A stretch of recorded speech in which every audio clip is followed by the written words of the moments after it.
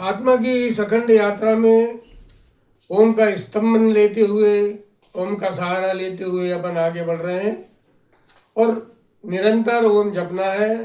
ओम जपते जपते हमें अपने अंतस्करण को शुद्ध करना है। अंतस्करण से हमारा इंद्रिय, मन, बुद्धि, चित्त, अहंकार सब शून्य होगा, गलने लगेगा धीरे धीरे, आहिस्ता आहिस्ता। ओम हमें रोकना नहीं है, निरंतर जपना है। ओम ही जपते जपते ये इस तरह की स्थितियां बनेंगी और इस तरह की स्थितियां बनने के बाद हमारा स्वरूप हमारे सामने आएगा, वो आगे आएगा।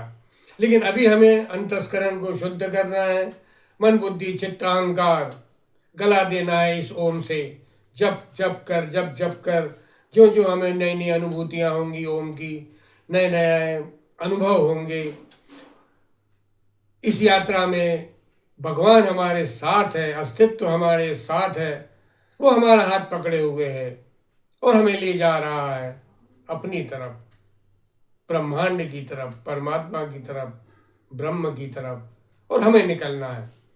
शुरू में दिक्कतें आती हैं, ओम सही नहीं जपा जाता या आलस्य भी आ जाता है, मन लगता नहीं है ओम जपने में क्योंकि अनुभूति नहीं होती, अभी रस तो मिला नहीं है।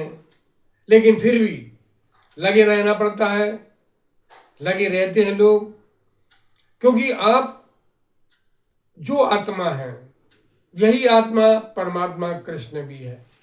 जब मैं अपनी यात्रा पर था और मेरी यात्रा अधूरी थी, संपूर्ण तो नहीं हुई थी, लेकिन हाँ बहुत कुछ आगे निकल गया था, अनुभव भर नहीं हुआ था, बाकी नए नए अनुभव होने लगे थे।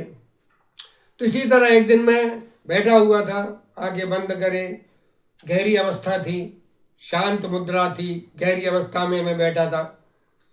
अचानक मेडिटेशन, उसी मेडिटेशन में, ध्यान की अवस्था में, पता नहीं बड़ा बहुत भीतर उतर गया था। अचानक सामने भगवान श्री कृष्ण एकदम सामने नजर आने लगे, हाथ में मुरली लिए हुए थे। मैंने देखा श्री कृष्ण भगवान मुरली लिए। अब श्री कृष्ण भगवान मुझसे बोलते हैं मुरली बजाओ। मैंने कहा मुरली के तो आप शहंशाह भाई, बादशाह हो आप, मुरली के, मुरली आपके नाम से, मतलब आप ही श्री कृष्ण और मुरली का कितना अटूट संबंध है। मैंने कहा मुझे थोड़ी आती बजाना। नहीं, कहने लगे बजाओ तो। मैंने कहा नहीं, पहले आप बजाइए। मैंने कहा पहले मुझे आपकी बंसरी सुनना है, क्योंकि आज तक यही सुनता आया है कि श्री कृष्ण जब मुरली बजाते हैं, आहा आनंद ही आनंद, परमानंद बरसता है, झरता है। तो श्री कृष्ण ने कहा नहीं बजाओ तुम। मैंने कहा मुझे बजाना नहीं आती, पहले आप तो बजाओ। कहने लगे अच्छी बात है, मैं बजाता हूँ। और श्री कृष्ण ने मुरली उठाई और अपने होठों पे रखी, और क्या बजी है मुरली, क्या उसके सुर निकले हैं। ऐसे सुर शायद कभी आज तक सुने नहीं होंगे। दुनिया में एक से एक मुरली वादक है, बंसी वादक है, मगर वो सुर जो मैंने उस अवस्था में सुने, आनंद आ गया, आंखों में से आंसू आ गए। अब श्री कृष्ण भगवान मुझसे कहते लो मैंने बजाया, अब बजाओ। कहने लगे बजाओ।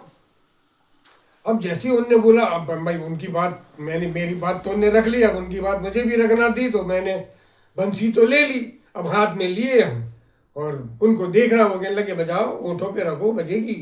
और मैंने वो मुरली सिर्फ ओंठों पे रखी और उसमें वही सुर, वैसा का वैसा सुर, उतना ही सुरीला सुर जो कृष्ण की बंसी में दिख रहा, सुना, जो दिखा।